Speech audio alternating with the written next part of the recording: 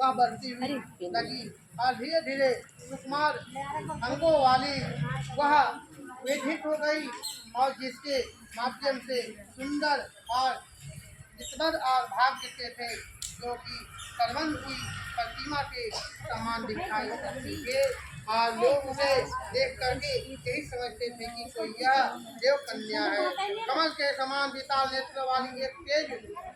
से अग्नि के समान प्रज्वलित की होती हुई वह सावित्री महिषा द्वारा करते हुए सावित्री वन को चलने लगी और जिसे आरंभ से पूजा करने वाले उसने उपवास करने का तीर्थ स्नान की और सावित्री देवता भी प्रतिमा के पास जा करके अग्नि में हवन करना ब्राह्मणों को सही वासन कराया और उन ब्राह्मणों से अशिष्ट पुष्पांजलि ग्रहण करने के बाद में लक्ष्मी देवी के समान में सुंदर रूप में शोभित रहने वाला वह उसे अवस्था में तो प्राप्त हुई और देव कन्या राजा ने भी विशेष में मंत्रियों के सहकार राज कन्या से कहने लगा कि हे राजन, हे पुत्री, तुम्हें योग वर को देने का समय आ गया है। मुझे कोई तुम्हारे जैसा अधिक वो करके तुमसे मांगने के लिए नहीं आ रहा था कि मैं विचार कर मैं अनुरूप हो रहा हूँ कि हे पुत्री,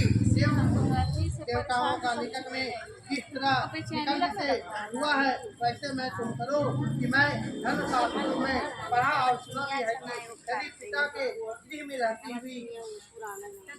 विवाह का पहले की जो कन्या राजधर्म से युक्त हो जाती है वह सूर्य के समान समझी जाती है। पिता को भी ब्रह्म हत्या के समान पाप लगता है। इसलिए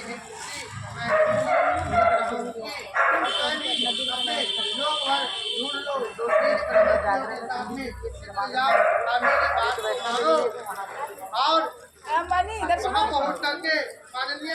जनों के प्रणाम करके सभी शिष्यों को आश्रम जा करके अपना मंत्रियों के साथ में सावित्री अपने गृह पर आ गई और वहाँ पिताजी के संग नारद जी को बैठे मिलेगा और आसन प्रणाम करके मुस्कुराते हुए इस कार्य के लिए वन में गई थी। सारी कथा को सुनने लगी और सावित्री भी बोली कि देवता उसका मिथ्या घोड़ा और उसका पिता सत्य बोलता है, माता सत्य बोलती है और वह स्वयं भी सत्य बोलता है। इसके लिए मुनियों ने सत्यवान नाम रखा है और उसको नित्य घोड़ा प्रिय है। वह मिट्टी के घोड़ा भी बनाया करता था तथा चित्र भी विवाह घोड़ा लेकर करता था और सत्यवान दान और गुण में ललित का नित्य समान है। ब्राह्मणों की रक्षा करने वाला है, सत्यवादी तथा सदियों के बीच के समान है। यदि आप उद्देश्य तो राजा लोग की एक बार ही बात कहते हैं, ब्राह्मण भी एक ही बार कहते हैं और एक ही बार कन्या दी जाती है। ये तीन कर्म एक ही बार किए जाते हैं, बार नहीं। दीर्घार्थ होकर के अर्थात अल्पयुक्त गुणवान में होकर के निर्मल उस वर्ग को एक बार वर्णन किया और अब दूसरे वर्ग को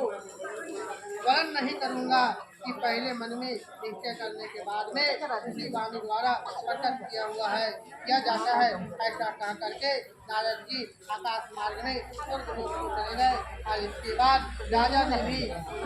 मुहूर्त में वह देख करके उसका विवाह को कर दिया और पति के पा करके ऐसा प्रश्न भी जैसे कि पुण्यात से पा करके प्रश्न हो जाती है और पुनः शिव जी पार्वती से कहते हैं पार्वती इस प्रकार इस आश्रम में समय रहते हुए सावित्री और सत्यवान को